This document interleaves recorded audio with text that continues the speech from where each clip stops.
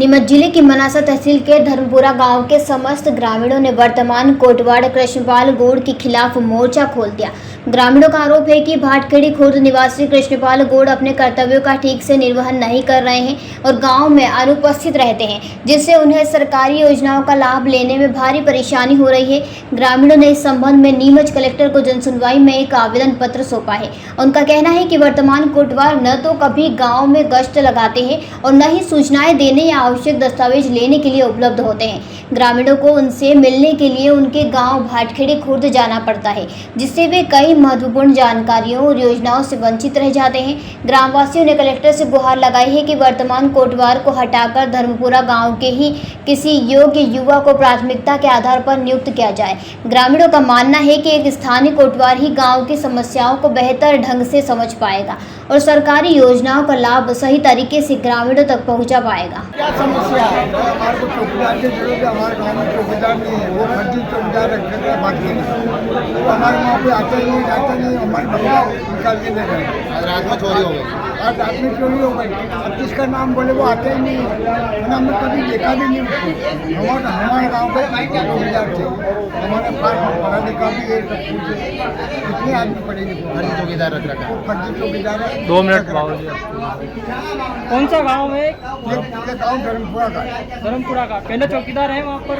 वो तो खरादा वाला है। अभी ये नया कोटवाड़ बना दिया, हमको पता ही नहीं है, आता भी नहीं है। आता भी नहीं। हम पहचानते भी नहीं। आपका नाम? मेरा नाम नारायण। और हमारे गांव में फर्जी कोटवार भाटखेड़ी गांव का कोटवार है, 20 किलोमीटर दूर का है। हमारे गांव में कभी ना तो लड़ाई झगड़े में आए, वो कभी देख रेख भी करने नहीं आए और हमने देखा भी नहीं कौन सा कोटवार। तो हमारे कोटवार की ज़रूरत है। हमारे गांव का कोटवार की नियुक्ति की जाए, उनको हटाया। बाहर गांव का कोटवार हमें नहीं चाहिए और वो आता भी नहीं है, देखता भी नहीं है। रात में चोरी हो गई, 4 बकरियां निकाल के ले गए। मेरा नाम रमेश है। जयराम जी, किशन काका। राम राम भाई, राम राम। क्या दोनों भाई बैठ के क्या हिसाब लगा रहे हो? ऊटी लहसुन के भाव आ गए क्या? अरे नहीं रे दादा, ये अपना रमेश नया मकान बनाने के लिए लोन ले रहा है। हिसाब किया तो पता चला कि लोन का पैसा तो ईंट और रेती में ही पूरा हो जाएगा।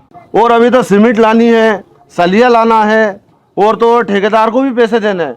मेरे तो कुछ समझ में ही नहीं आ रहा कि कैसे बनेगा मेरा नया मकान। अरे किशन काका, कहाँ इन रेत सीमेंट और लाल ईंटों के चक्कर में पड़ रहे हो? मेरी बात मानो तो अपने घर को बाबजी एएसी ब्लॉक से बनवाओ।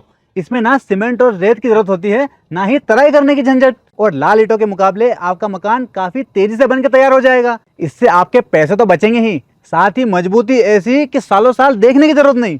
और इससे आप अपना मकान ही नहीं, कुएं और खेत की बाउंड्री वॉल भी बनवा सकते हो, जिससे रोजड़ों की समस्या भी खत्म हो जाएगी। वाह भाई, ये तो कमाल की चीज है। फिर तो मैं अपना घर बाबजी ब्लॉक से ही बनवाऊंगा और मैं अपने खेत की बाउंड्री वाल। ज्यादा जानकारी के लिए स्क्रीन पर दिए गए नंबर पर अभी कॉल करें। बाबजी एएसी ब्लॉक्स, स्टील से मजबूती।